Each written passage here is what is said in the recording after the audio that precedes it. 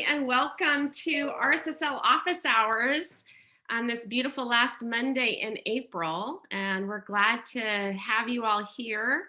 Thanks for joining. I do want to ask just quickly, Ashley, is there any chance that anybody's in the other Zoom room, or do we have a friend there rerouting? Michelle is there Okay, redirecting folks. beautiful. Awesome. I just wanted to make sure that we had thought of that, and I should have known. Of course we have. So today's April 26th. I'm Jennifer Patterson with ODE, joined here by colleagues Scott Nine, Joanne, Ashley, and Michelle will soon be with us as well. And I believe that Ken and Dan and Alexa are here from OTLA. So we're a big team ready to wrap our arms around your questions and spend a good 60 minutes together. So in today's time, our goal is to continue to provide clarity around RSSL. We care a lot about listening to your questions. You'll see evidence of that today. We held on to some and brought them forward for today's time. We also love inspiration, new thinking, and helping to use your collective wisdom to solve the problems in the room. And sometimes just helpful to know that other people are stuck in the same place. We care about this time being used to anchor common ideas and clear values, and most importantly, perhaps to create a real human sense of ODE and to create a two-way space to listen and learn together. These are recorded. I think someday Scott and I will cringe, maybe cringe-worthy future evidence that our children will use against us in some way. But they are recorded for your viewing pleasure. You can share and view. And Ashley will put in the link or in the chat where you can find them and utilize them. Big thanks to Ashley, Michelle, and Joanne. They'll help us stay fluent in the chat with your questions and track them all. And we will share about a couple of key topics. We'll use the chat as a space to hear more from you, learn more from you, and then we'll open up for some larger Q&A. So last week, we heard from you that it would be really helpful to speak with someone from the Oregon Health Authority. So we followed up on that request. We're hopeful that somebody could come this Monday, but as schedules are as they are, the soonest that we could convene and commit somebody was next Monday. So please know that next Monday, Tom Jean, I believe, will be here to speak on the authority of OHA and help answer some real good questions that you've brought forward. So feel free to let others know that, and you can anticipate hearing from Tom Jean next week. In addition to that, last week, there were two themes that surfaced, one on retention. So I'll be speaking to that, a few slides that we pulled together, and then something around outdoor sports. So we'll briefly kind of get a little bit more information from you around what you were hoping for. And then we'll open it up with any time that remains for question and answers. So again, framing a couple of slides here around retention for you as it related to questions from last week. And Scott will help kind of monitor the chat and pause and interrupt me if I get going too fast. But everything that I'm going to share comes from a common resource that we'll put in the chat. We published this in February called Student Learning, Unfinished and Not Lost. And it was an attempt to really speak from an asset-based frame around concerns related to how our students are doing in relationship to their learning. And one of the things that we spoke into in that resource was actually retention, because there's lots of questions from you and really good questions around, can we retain next year? Should we retain next year? What's the best way to approach this? So we want to be really clear with you that the department in no way recommends or believes that retention is a solution to the moment. And what we know very clearly is that a decision to retain a child is potentially life-changing, and that it must be really carefully considered. It involves the family, educators, school leaders, and when and if appropriate, the student. We also know that this currently and at present is a local decision. The exception to that was this current school year 2021, through the executive order and the authority given to the department through that executive order in our guidance. As you know, under the Safeguarding Student Opportunity Clause, we did name that students could not be retained in this current school year based on any engagement or lack thereof during the school closure in spring of 2020.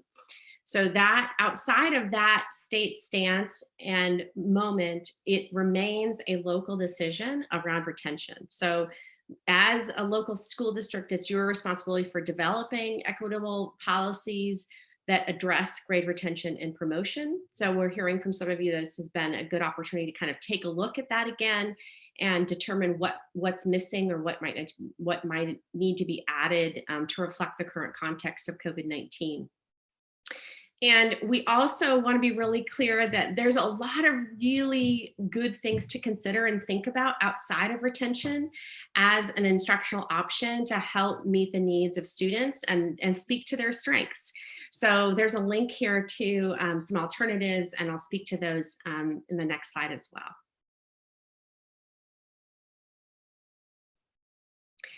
So in terms of alternatives to retention, and these are going to be familiar to you because you're experts on children and what works with them, but they're nevertheless really helpful to name. So we know that looping models can be very effective, as well as blended multi-grade classrooms to build on student relationships and to really help connect to students, to known adults and known peers. So anything in this space where we can create continuity of relationship for children and being known over the course and trajectory of anything in addition to a year is really helpful for student learning.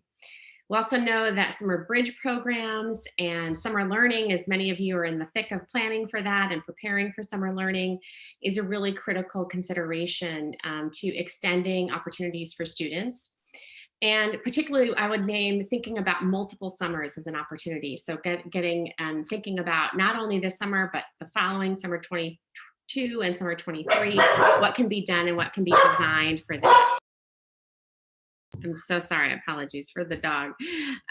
We also know that intensive one-on-one high dose tutoring. So there's a lot we're learning about what high dose tutoring is, what makes it sing, and how it really benefits students.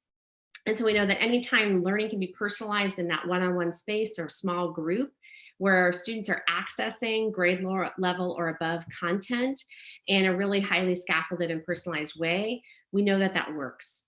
And lastly, we know that it's really important to continue to invest in professional learning and helping our teachers know more and teach from that space of being really well informed about what high quality teaching and learning looks like, sounds like, and feels like, and creating those same conditions in their classroom every day for kids. We also know that the research is not conclusive. It does not support retention unilaterally. And most of the comprehension literature reviews regarding retention practices show that it does not benefit students in the long term.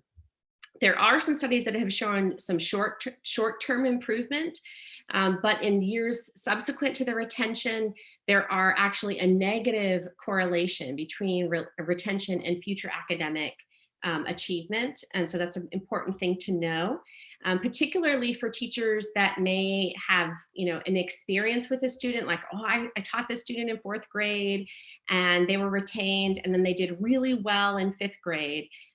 So it's important to really round that storyline out and say, well, how did they do in 8th grade? And how did they do in 12th grade? And how did they do after they graduated? So really important to follow that trajectory of student well-being and engagement and success far beyond maybe the limited time span that we know children or track them sometimes in our care. And then we also know that any retention decision that's based on a limited single point in time assessment or a 1 year of a pandemic is certainly a pretty myopic perspective and approach, and really ignores a larger contextual consideration that can be really detrimental to students and families. So that we also know that there might be a very limited circumstance by which you would consider as a district retention, and or a family might request it. So we really outlined and encourage a district and schools to have really clear decision-making guidelines for when the situation may arise. So these are things that many of you already do in your practice if you're faced with a retention decision. So ensuring multiple data sources are used, engaging family members, previous teachers, just really getting a full encompassing perspective of the child.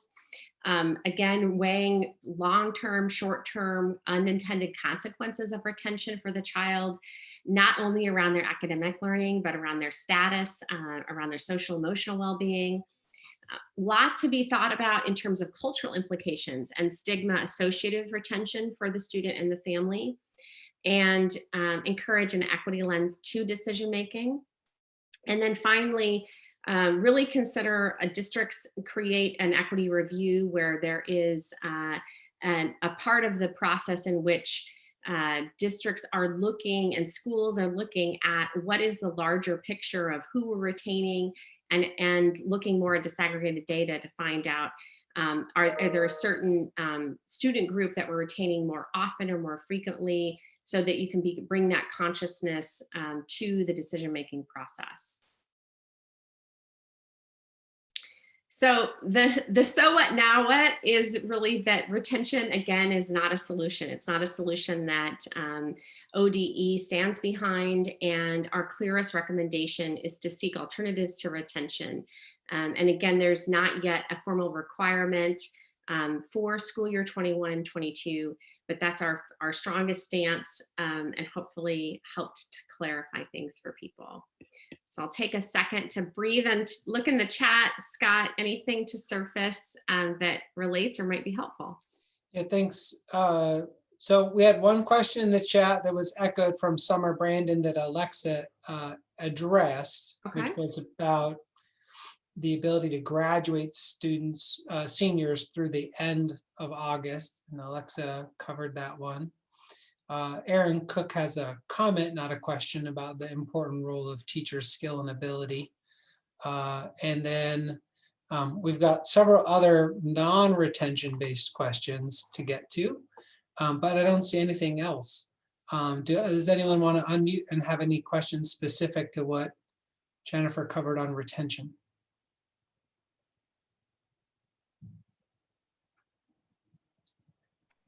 Well, Scott, just real quick, I came in a little late, and so if this is specifically talking about high school versus younger grades, then my comment's probably not as important. But if you were talking about, say, in a K-5 environment, that's what I was referring to.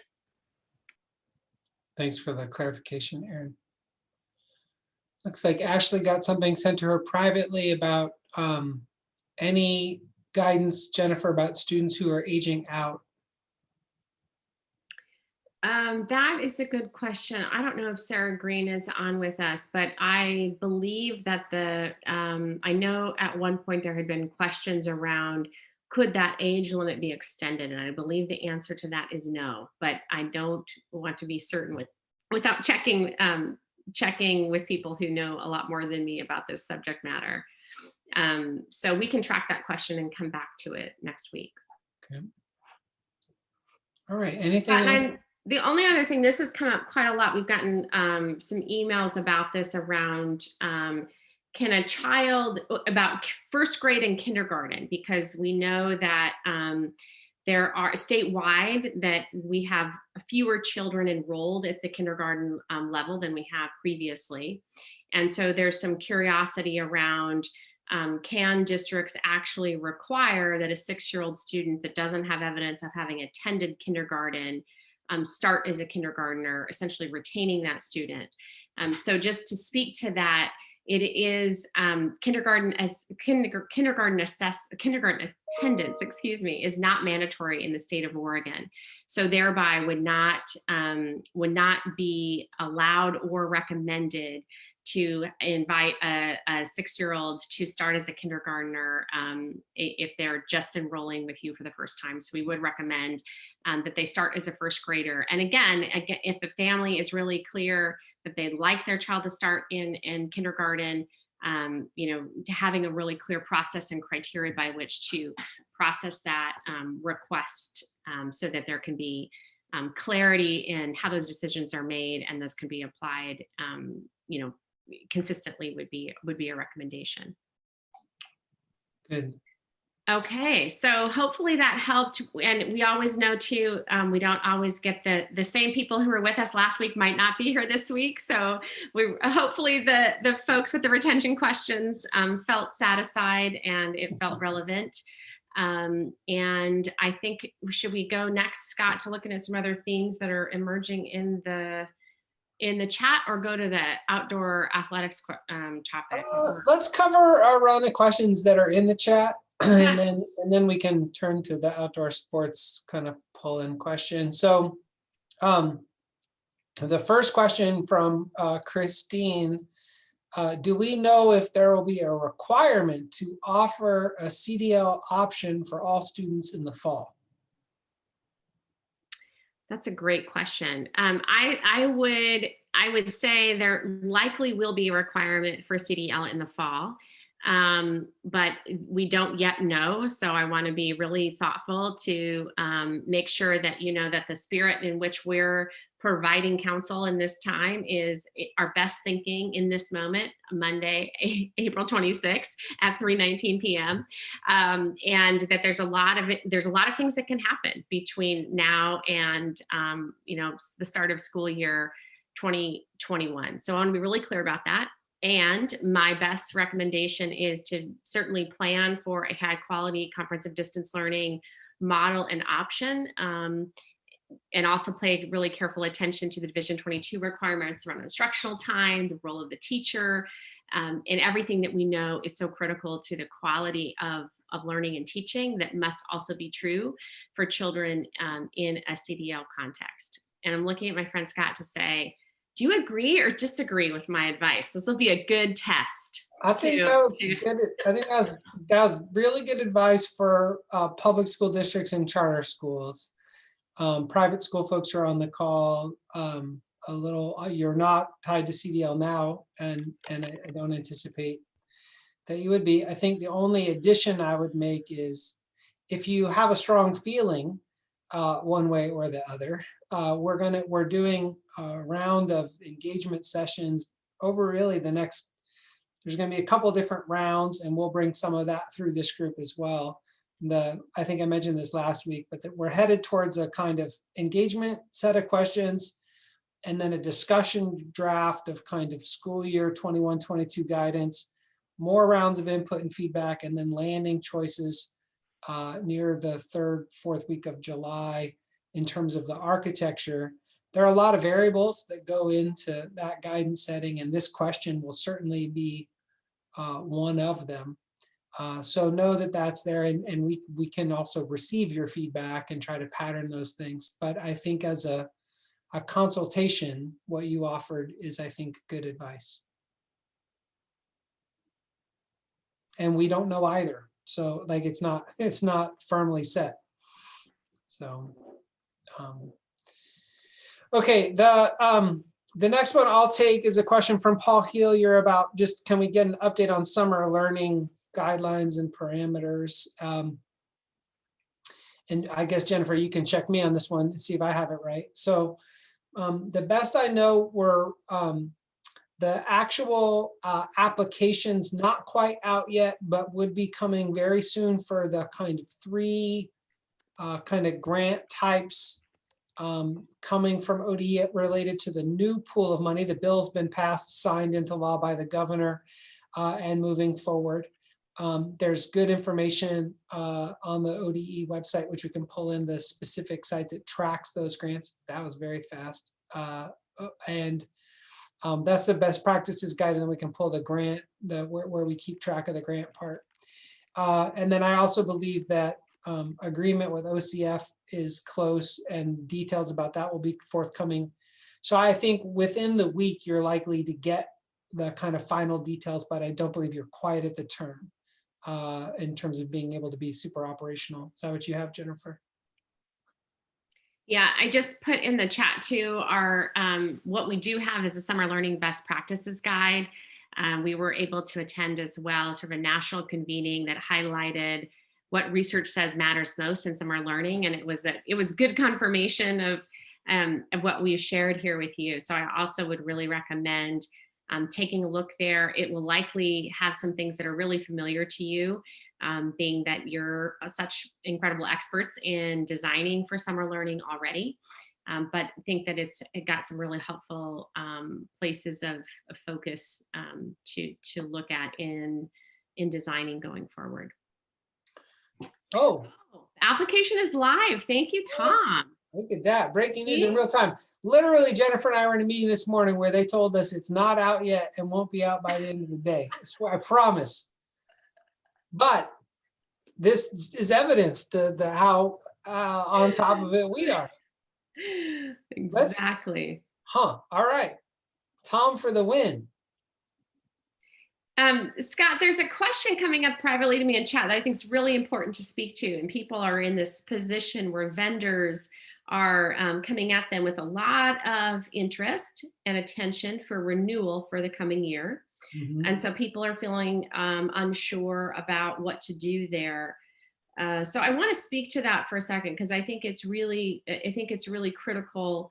And again, one of the things we talk about is that RSSL is a place to center in our values, and to be really clear that when our work as public servants is to serve children, there's in places of uncertainty, it's like the most important thing to return to. And we were in a meeting this morning, and we're talking about what it means to be deeply principled. And there's nothing easy about that. And it's not always straightforward, and we don't pretend to have all the answers. But I think what we absolutely know for sure is that you cannot buy teaching and learning and assessment in a box. And when you attempt to approach teaching, learning, and assessment in a prepackaged way, there's a lot you risk, and there's a lot at stake, and primarily for children and how they see themselves, and if they see themselves, and who they are able to become in the course of a learning trajectory when they don't have an opportunity to actually work in live contextual context in real human ways with other children and another teacher. And we know for sure that there is no substitute to high quality teaching and learning in the absence of a real high quality teacher interfacing with children in thoughtful and creative and real-time ways. So we want to put that forward, and also understand that for many of you, there's a tension between resources that you have available, how many teachers you have to actually plan a comprehensive distance learning model and a hybrid or in-person model, and all of those tensions are very real. Scott, anything to add there? I would say that, all vendors and partners are not created equal. So, culturally sustaining, culturally specific organizations, faith communities, there are a lot of ways to extend capacity in your community that can really deeply touch families where they might be. And those can be really good partnerships. And where folks are a little more, it seems unfair to characterize it, because there can be useful kind of, I'm saying plug and play, but kind of like prefab things, but really, want to be like, be skeptical. I think the rule of thumb would be really like, back to that sense of principles and standard, like how do you best use the funds? And we know folks are tired, but we encourage you to be skeptical or put folks, at bay. And there's a lot of, there are a lot of people who need to resource what they're doing, and part of your job in this case is to turn and be a good steward of those funds. But we know that's a lot to navigate. But you just might not take the first. You have to do some discernment, I guess, about those opportunities. All right, Jennifer, a bunch more questions. So a question from Natalie Hurd at Medford about will the RSSL and associated exclusion chart be updated to remove the option for 10-day quarantine given the announcement on Friday with cases going up in the surge, or is the 14-day quarantine a recommendation only? And here I will admit, I guess publicly, although that feels vulnerable, I got my second vaccine shot on Thursday and it fully knocked me out, like fully knocked me out. Like so sick. Still get the vaccine. Don't encourage vaccine hesitancy, but I've been totally incapacitated. I have not even read any of my email from Friday. I've been in meetings since 6:30 this morning, and I know the news came out, but I don't know what it was except one light skim. So I'm going to count on one of the reopening advisors or a nurse to like tell us what went down on Friday and what the right answer to the question is, because we all need to hear it, but I don't actually know what it is. So what do we got? And I'll be willing to call on people, but someone jump in who knows. I was answering a COVID question, so I missed the question on this call. If you repeat this. Quarantine. So the governor released a press statement. There's a surge. Colt sent an email. The nurses didn't get the email. There's a question about 10 days and 14 days, which used to be an LPHA decision. And they're asking like, is it still or not, or a recommendation or not? Sue put the email. Sue, why don't you put the content delivery? So now you volunteered yourself. Will you give us the talk through? Like where are we at? I know I'll owe you for putting you on the spot. Yeah, he was gonna say a drink, hopefully. So I scanned this earlier, and it sounds to me like it is 14 days. So it says, in light of the increasing cases, hospitalizations, and variants of concern, OHA is now recommending, it does say recommending a 14-day quarantine for all unvaccinated contacts in all settings, including schools. A 14-day quarantine is the lowest risk approach and helps reduce spread from asymptomatic people, which we know is a significant contributor in this pandemic. The change has been shared with local public health authorities. So it does say recommendation. I can speak for Lane County. They've always said 14-day for us, so it has no impact here. But if you have my guess is conversation with your local public health authority, and I'll let other RAs. I can pick it up. Thank you, Sue. Other people are telling me I've ruined my chance to call on you in the future, but I really appreciate you jumping in. It's a team effort here. We've got some great reopening advisors on the call.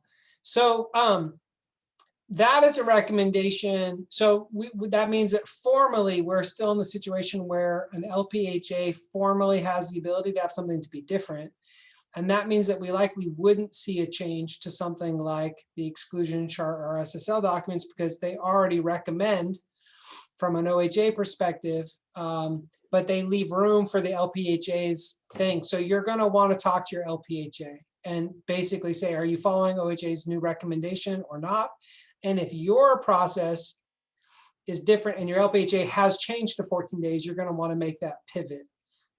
So that's going to be an action step. And I don't know, Tennille, if you have any more you want to add, or if we have anyone on from OHA around. I don't have a sense of how registered this is with LPHAs. It hasn't made, as I understand it, hasn't made its way to the investigative guidance yet, but they're fully aware of it. Okay.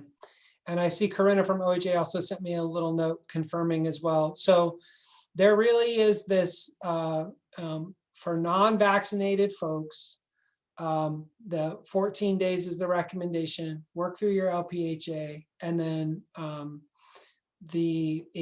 that's always been OHA, but some LPHAs have had it be 10. So you're gonna, if you're in that situation, if you're in a county where you're a 10-day, and there are only a few, your really only change point is to track your LPHA and that adjustment. Does that get that one solved? Good teamwork, people. Thank you for helping cover. All right, Natalie's happy too. That's good. Okay, what else? I think the graduation question Natalie posed looks like it's important for a couple of folks. Essentially, do we see the graduation ceremonies guidance staying tied to county risk levels? And that definitely want to echo and appreciate the sentiment, because I understand everything that goes into having planned for graduation. It's hard for districts to plan in counties teetering between risk levels, specifically for us between high and extreme. We can take that feedback and check it one more round. I can put that on my to-do list and check the original way that got agreed and set would make me think that it likely will, but I really hear you, and I will check it back through Colton OHA to see if there'd be any adjustment.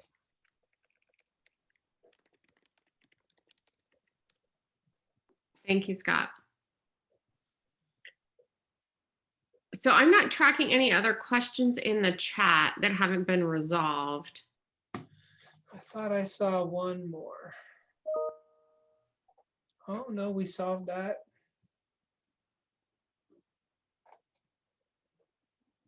Okay. Yeah, I let's think go- Natalie's let's- just making sure to underscore why it matters so much. And that's really helpful, Natalie, because the difference is big. Yeah, that's Natalie, would you be willing to send to my email just that description? It'll help me forward and make clear for folks the choice point. Yes, I will definitely do that. Thank you so much. Thank you.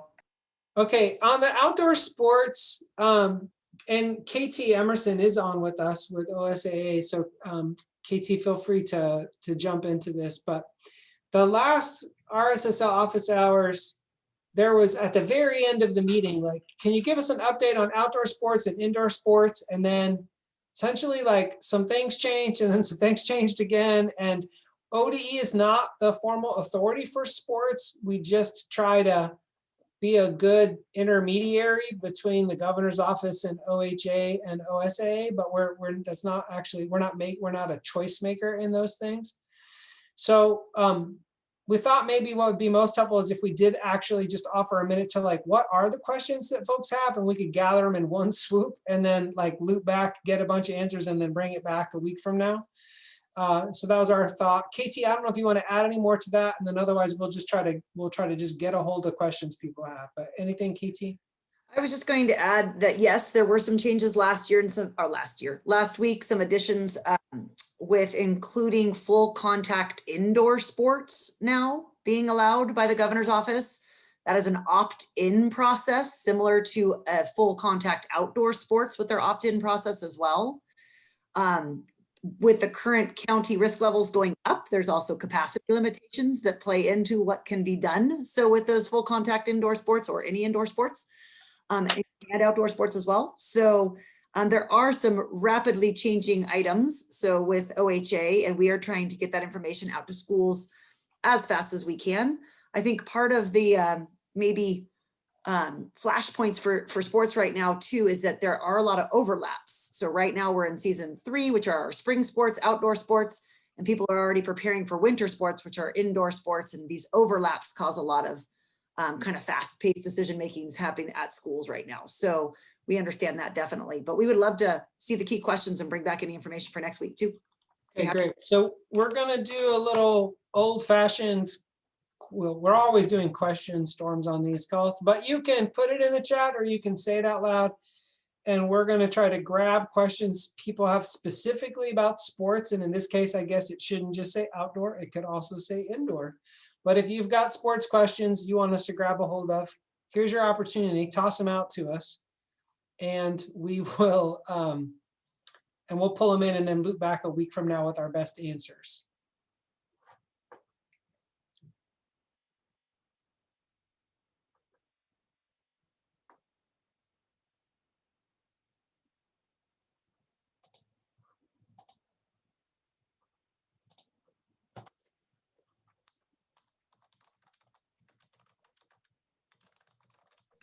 We just saw that new guidance from OHA with face coverings as well. And we actually have an email that's currently being edited to be sent out to schools. It does state that masks are still required, face coverings are still required if 6 feet cannot be maintained. And so even oftentimes that is difficult even during some larger track meets as well. So that will be something that we'll be working through with the schools for sure. Yeah. And Cammie got your question. And maybe no one else has any sports questions. But we'll give it one more minute here if someone's got something.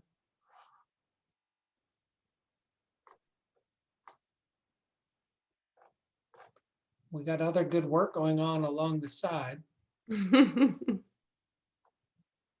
Okay.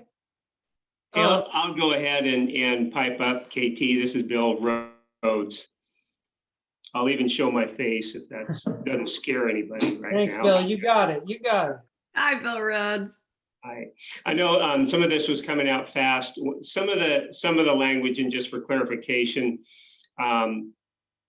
just maybe a little confusion about some of us or some of our staff about which of the sector guidance does not apply to K-12 sports. And I think what's confusing folks are in the same column, the conversations about the 6 foot distance and the, you know, in the spaces with 500 square feet.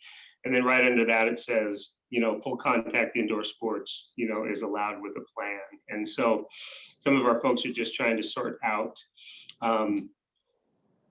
you know, which applies to what. That's very Us clear. too, Bill. So we're with you. So we too are trying to sort that all out. But I think one really big factor, especially for our coaches who are teachers to hear, is that ODE basically has a school day and OHA has the after school activities that are happening. So that's where the sectors get really separated. So we get questions a lot about busing. So when I bus my golf team, is that the same as when you bus your 9th graders to school that morning? We would assume the field trip requirements for busing would be what kind of applies from ODE, but truly there's no busing requirements from OHA's website. And so that's where it gets a little bit murky for us as well. But we take all of those questions back directly to OHA to try and problem solve them for schools because it is so different than what the school day is requiring as well. So, so know that we ask those questions a lot as well, Bill, and you can always email us directly too. Right. And again, it's that notion of what might be required of a fitness facility versus what might be required of a basketball team. Correct. And the answers that we have gotten is that the indoor recreation guidance is what guides the after school activities. So meaning if you are doing basketball practices in the afternoon and you are an extreme risk, then that 6-person limitation in the 500+ square foot facility would apply. So for your basketball team. And I know that that is very confusing, especially for schools in-person learning who might be having PE during the day and then not able to have their students participate with more than 6 people in the afternoon in that same gym that they just had PE in. Yeah, just to build on that, that is, it's both a helpful kind of scaffold or framework and creates a lot of confusion, which is during the school day, all things RSSL. And someone already said, like, well, what about PE? So PE within the school day, like, is all RSSL.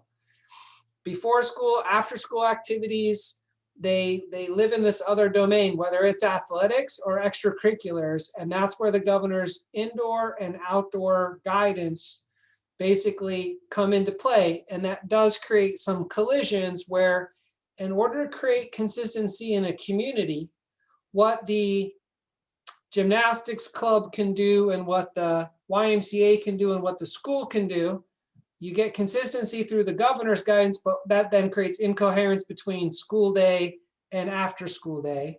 And if you run it the other way, you build coherence all the way through, then you have schools doing something different than the rest of the community. And the governor's office and OHA made the call that basically after school is going to match the community for consistency. But that means you have these places where it's like, what? Why is it different?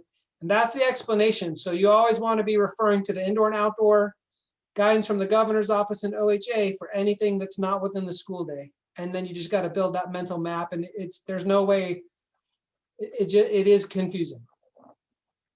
So just so I kind of maintain maximum confusion, I In the guidance, where it talks about K-12 sports, I believe it shares that indoor contact sports, are allowed if you submit a plan.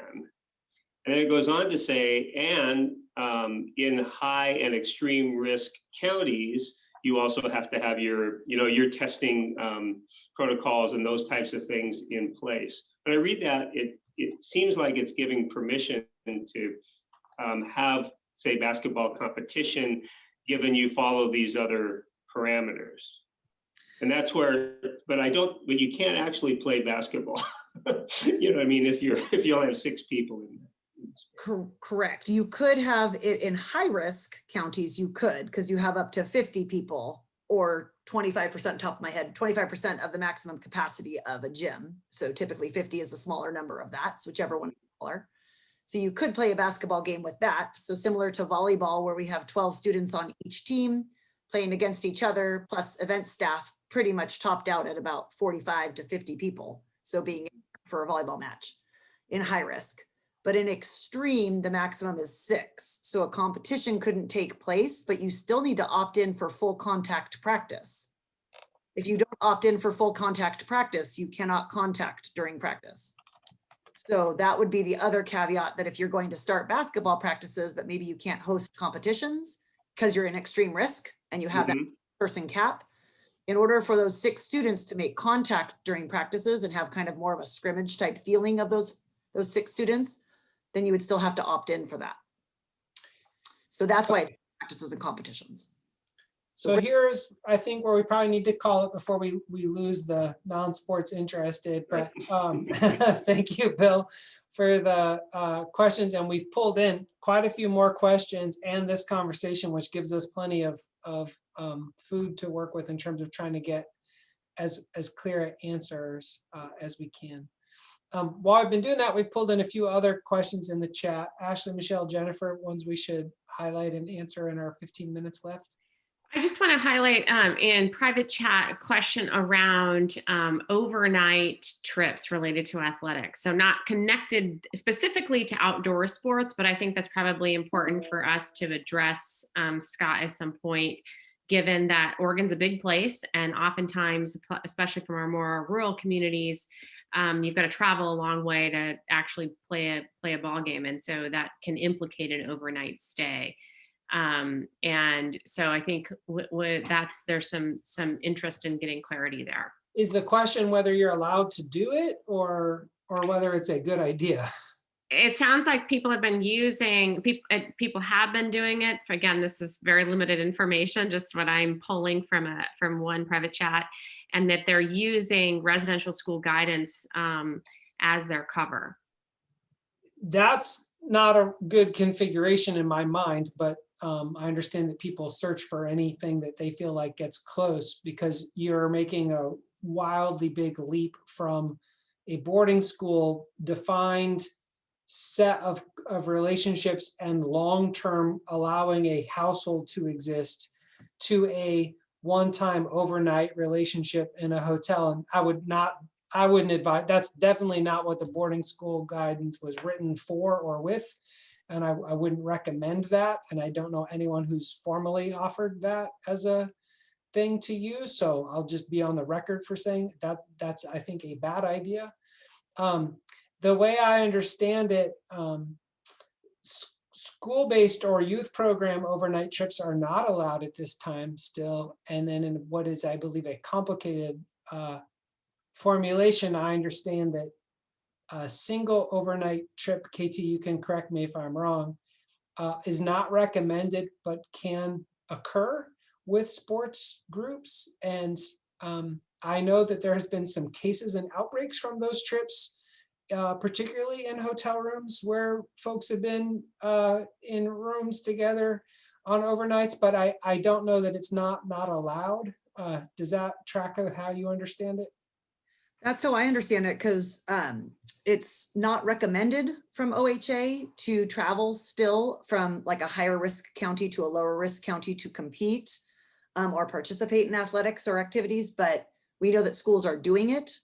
Then our OSAA executive board suggested staying local and regional in play to avoid those overnight trips as well. So that has been their message since the beginning of the school year. So is remaining local and regional. So no, there's no state championships and those kinds of things that would require students to stay overnight. So those have been so far, those weeks have been given back to the schools for them to decide what they want to do. Okay.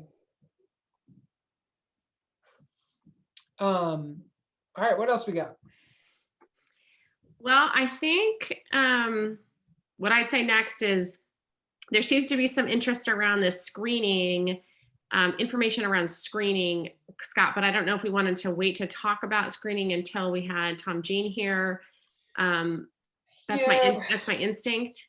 I think it's better. I think we probably should say a word about it, but because that message came out since our last time, maybe someone can pull in what went over GovDelivery about it, so we're all looking at it together. But the reason we invited OHA to come was to be able to more fully talk through this opportunity that comes directly from the CDC to OHA, creates a voluntary program for educators directly between OHA and educators for a what is effectively a serial screening opportunity, which is different than the symptomatic school-based testing program that OHA runs, and also brings significant funding to be able to fund wraparound support services in communities, which made it really compelling to want to be able to try to meet up to the CDC's kind of program offering.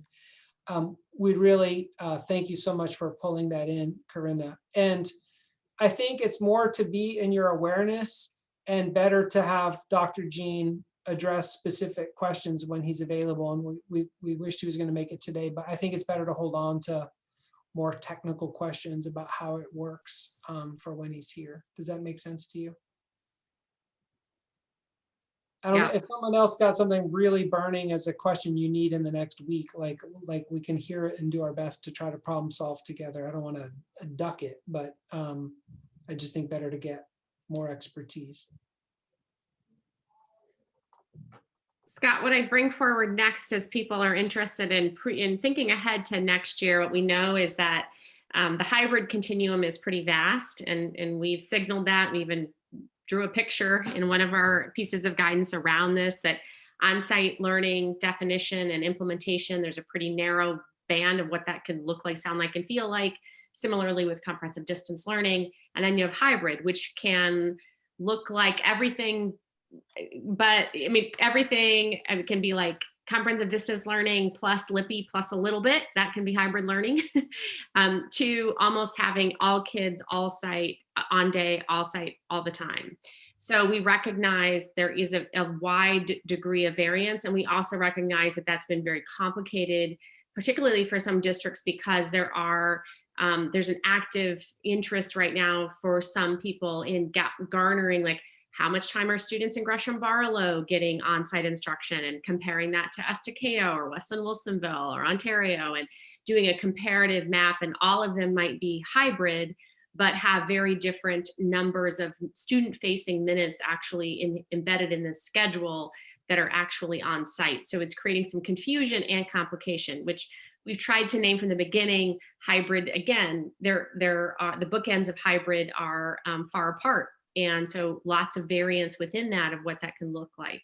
So the essential question is, will that change, Scott, going forward? And I think it's a really important question, and probably one, especially as we think about COVID as we're currently experiencing it, anticipating the need for something in between fully on site and fully remote. It's likely that hybrid will still be a reality. To the degree that we'll adjust the definition, I'm not sure. That's my answer. For just a minute, I'm gonna like take off the like RSSL hat and just like think from a big picture perspective, from a educational perspective. Like pre-COVID, we might all talk about trends in education, and we might talk about like flipped classrooms or designs around what is the most meaningful and engaging environment for young people, and how we're doing with changes in technology and content, and what is mastery and the right kinds of practice, and what kinds of knowledge get valued, and how do you integrate apprenticeships and work experiences. And we'd all come up with really interesting blended ideas about what the next decade of teaching and learning would look like for young people, and the ways in which schools could reorganize, and are all across the world in really interesting ways pre-pandemic. And we would call those things blended learning, probably, if we were using formal jargon, or people might call them by specific model names or designs. And then in the midst of COVID responding, we basically all had to come up with this like idea of a mixed model delivery system that would try to space out kids and stagger schedules. And we called it a hybrid. And then there's like 100 different ways people do that, often not with instructional decisions or the most meaningful learning environment. That's not a criticism, just a practicality of COVID driving the design. And then you have the long form idea of like, some of you, maybe not everyone, but some of you have found models, I know because I've talked with a few districts who'd say, we actually think we're better serving our kids and families instructionally and through engagement in the hybrid design than we were in our prior design. And that begs lots of questions around like, what's the state's role? What's the district's role? And there are many other folks who go like, no, that was terrible. Like the only thing we want is to go back in the building and learn in the ways that we're more comfortable with. And I think the dilemma that we have at ODE is essentially, there's that health and safety RSSL part, which we all have to stay alert to with increased cases and variants. And then there's the core part of like, what's the next 5 and 10 years gonna look like? And how are we gonna design instructionally? And what can we take away from what we've learned that should inform what's allowed or not allowed to count as minutes or not? What are the boundaries? What are the constraints? So part of what we're trying to work through is essentially like, how do you sort that, and what's true this next year versus 5 years from now? So that's not a clear answer, but it gives you this way to think about it. Maybe that's a little different, and just taking the opportunity to kind of put that in the space separate from just the firm answer, which is, we don't know quite yet. We'll hope by the middle of July to land formally as an agency on how that's going to look. But that's what comes to me to offer. Jennifer, any response to that? Well, I would say I'm getting some information in private chat that's really helpful. I also think Scott, you have a saying that I love, and I'll probably butcher it because I'm horrible at like getting quotes right. But something like, be allergic of anybody who comes around you and claims to have a solution in their pocket. Do I have that right? Something to that nature you say all the time, which I love. And I think if you were ever to be skeptical or allergic to somebody who comes around with a solution in their pocket to this moment, particularly if they want you to sign a contract and give them money for it, this is the moment. And that's what I would say for sure is what we know is that the best resource we have for teaching children are our teachers. And they're not some company that's trying to sell you something. And so I would center teacher voice, center teacher expertise, listen well and carefully to what teachers and instructional leaders in your care are in purview are saying, what they're noticing. Listen to children, listen to families, and they will tell you what's working and what's not. And they're the best to actually help you co-create and design going forward. So that's, I think that's, there you go. Especially if they think they've got all the answers. So I think that's really important, because this is a moment where there's a lot of money to be made in this moment, because there's a lot of money flooding education. And so it's very tempting to turn to that as a solution. But you'll go farther faster if you go collectively and together with the experts in your space, which are I believe firmly to be your classroom teachers. So I think that's a really important tension to surface. And I know people are fatigued, and I know all of the limitations to co-creating and designing, but I think it's really important. Well, yeah, say that out loud, Scott Nine. I was listening to you. You inspired me. I was just thinking it's a really powerful opportunity for the full depth of the profession, and for this belief, like educators as public intellectuals, educators as public leaders, like this is the time to show up. Like if you got into this work to do that work, then like this is the time to do that. And also beautiful opportunity to pay them for their time and talent, right? If you're so that's another, I don't think we value the expertise enough often to compensate it well too. So all of those things are very real and very alive. One quick thing to clean up, because I got helpful feedback. It's good sometimes to have people mirror back and go, so did I just hear you say ODE's dictating learning models in the future? No, that is not what I said. Far away, there's a good thing there's a recording. But I did not offer that. But I was suggesting that the range of what those options might be, right, in terms of we might allow more flexibility. We're trying to figure out those conditions. And I think hopefully that's a constructive provocation, but nowhere close to a determination or setting any boundaries or limits, just to clear that one up. Thank you, Scott. Super appreciated. And there's some folks that are joining late, and full appreciation and welcome, by the way, for anybody who comes whenever you can. But in interest in a revisit of the 2-week quarantine recommendations. So apologies for the redundancy, but I'm hearing from a couple of folks that would be helpful. So I think we should end with that clarification. Okay, you can check for comprehension, because now I'm going to do it without the support, and we'll see how we do. There we go. A message came out. Someone will put the content delivery in the chat. Message came out from the governor on Friday via Colt. It unfortunately didn't get to everyone, but here you are, so you'll get it in the link. And it recommends from OHA a 14-day quarantine for unvaccinated folks. OHA's, I think, always been in that place, but this is a re-elevation of that, and a re-elevation of them to LPHAs who maybe were not doing that and were instead following 10 days. And so practically what that means for you is if you're already quarantining for 14 days, it's no change.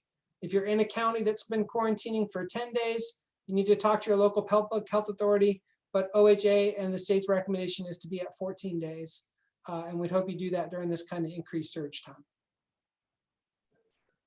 Thank you, Scott. Also just want to name to our nurses in the room, we love you, we care about you, you're essential to us. So I've just asked Ashley, we got to get this right. So she's going to help make sure this lands on our core team agenda for Monday to address with Colt and the team. So we just want to, I don't want to shy away from owning our part in continually. I think this is like the 3rd time we've gotten this wrong. It's like it's embarrassing. It's embarrassing. So just want to name, thank you for continuing to hold us accountable to our commitments to you. And we'll take that back again. I just wanted to make sure to name that before we say goodbye. So we covered lots of ground, from retention to basketball to overnight trips to quarantine. To being allergic to people and selling you solutions. So, we covered some good ground together today. And what a beautiful mirror to all of you, because that just mirrors the work that you lead every day, and the expertise that you hold and or are developing by the minute, as it might be. And just continue to say thank you so sincerely for the way that you support children in our state, and continue to show up every day with full heart and commitment. And we will see you. We'll see you in May. How about that? There we go. Sound good? Take care.